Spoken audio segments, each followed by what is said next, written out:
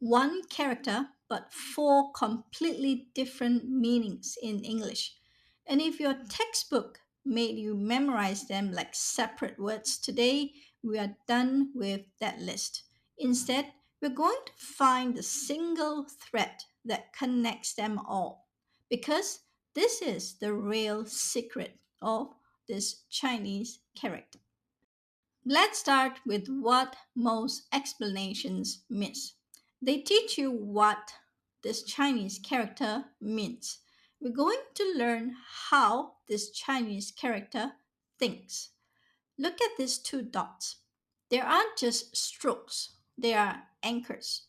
In its oldest form, this Chinese character showed a hand guiding an elephant. The core idea: to cause, to influence, to connect one thing to another. This is its eternal job.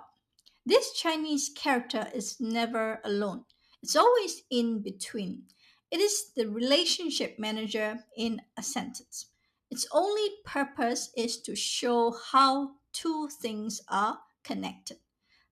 我为你高兴. Connection type 1: purpose or benefit. The feeling happy exists for your sake. 为 marks that outward direction of emotion. 她成为医生. Connection type 2: identity or transformation. She changes, and 为 marks what she changes into. It's the link between a state and a new role. So, rule number one: when you see this Chinese character, don't search your mental dictionary. Instead, ask this simple question: what is being connected here? That question will guide you to the right meaning faster than any memorized list. Now, the famous tone split. This Chinese character can be pronounced as wei or wei. This isn't a random pronunciation change, it's a change in the direction of the relationship.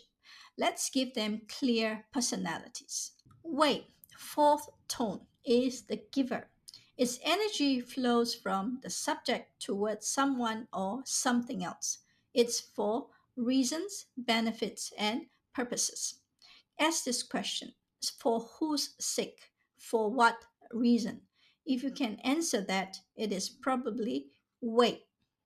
Wei, second tone, is the transformer. Its energy is about change within the subject or the role it inhibits.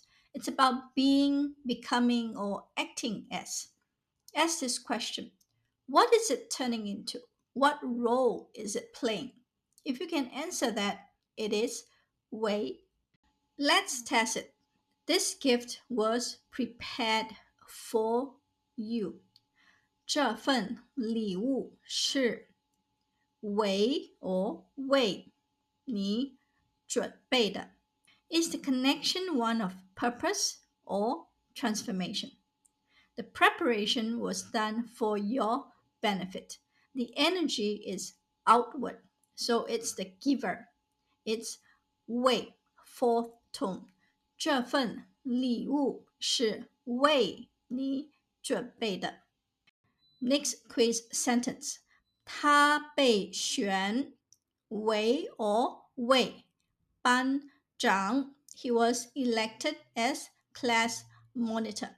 So in this sentence, is it connection for a purpose, or is it talking about a transformation, a new role? So for this sentence, it is talking about a transformation because he is assuming the identity of monitor. So it should be wei. Here's your mental shortcut. For is wei. Transform is wei. You do things for a reason is wei.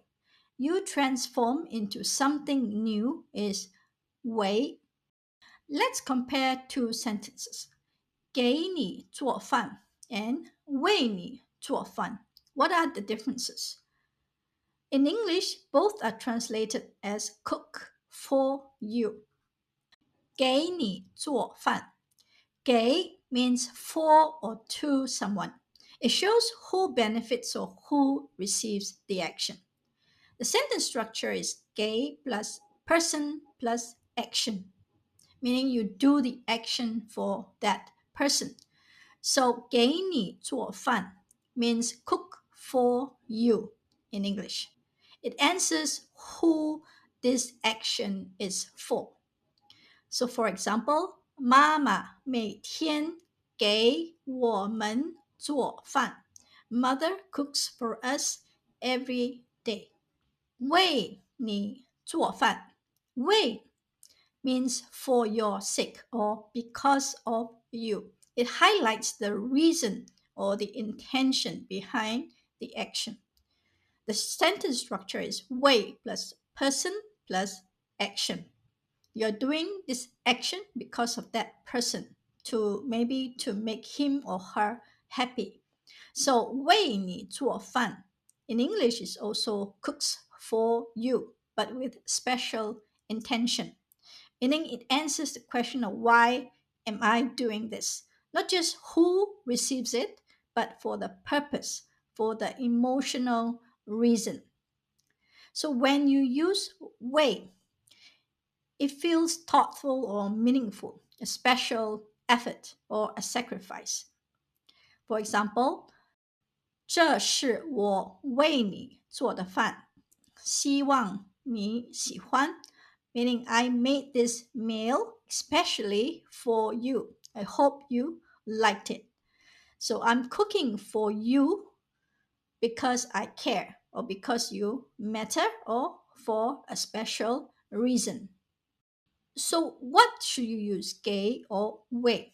When you're talking about routine actions like cooking daily meals, helping someone to buy coffee daily, you can use 给, where the main point is simply who receives the thing or action.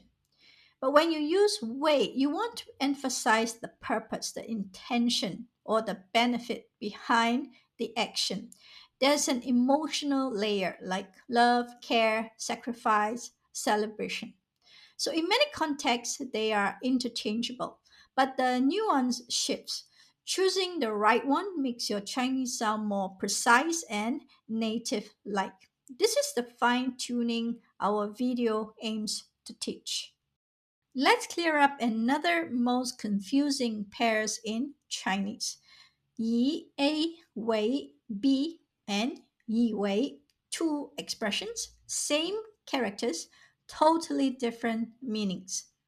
If you mix them up, your sentence can go from I take you as my role model to I assumed you were my role model. Firstly, 以 A 为 B is a structure to mean to take A as B, to treat A as B, and to use A as B. In this structure, 为 is doing its connector job. It connects A to B, like assigning an identity or a role. For example, 以失败为成功之母, take failure as the mother of success. This literally means failure becomes the mother of success. So, 为 assigns the role. Now, let's take a look at 以为. 以为 means to think or assume, often wrongly. The sentence structure is 以为 plus clause. Now, here's where learners get tricked. 以为 is not the same structure anymore. In modern Chinese, 以为 is one fixed verb. It means to think, to assume. And in spoken Chinese, it often implies I thought so, but I was wrong. 我以为你不来了. Okay, this one is super important. When you see 以为, your brain might want to do this. Oh, 以为, so it must mean take A as B. But no, not here. 我以为你不来了 does not mean take you as not coming, because here, 以为 is already a fixed verb. It simply means I thought, I assumed, I believed. So the feeling is I really thought you weren't coming, but turns out you did come. How 以 A 为 B became 以为. Historically, 以 A 为 B came first. In ancient Chinese, people constantly used 以 A 为 B, take A as B.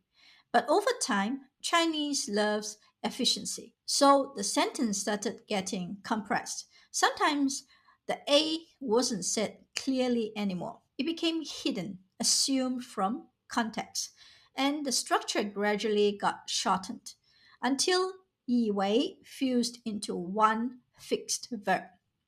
以为, which means to assume or to think. So modern 以为 isn't take A as B grammar anymore. It is a new vocabulary item. So remember, 以 A 为 B and 以为 are two different things. 以 A 为 B assigns a role. 以为 reports an assumption. Same characters but different jobs. So once you see the job, Chinese becomes predictable. So now you know the real secret of this Chinese character. It isn't a translation, it is a function. When it assigns a role, it is wei. When it is for someone's sake, it is wei. Once you learn the job, you never guess again. If this finally made way click for you, hit like and comment so I know you finished the lesson. See you in the next video. 再见。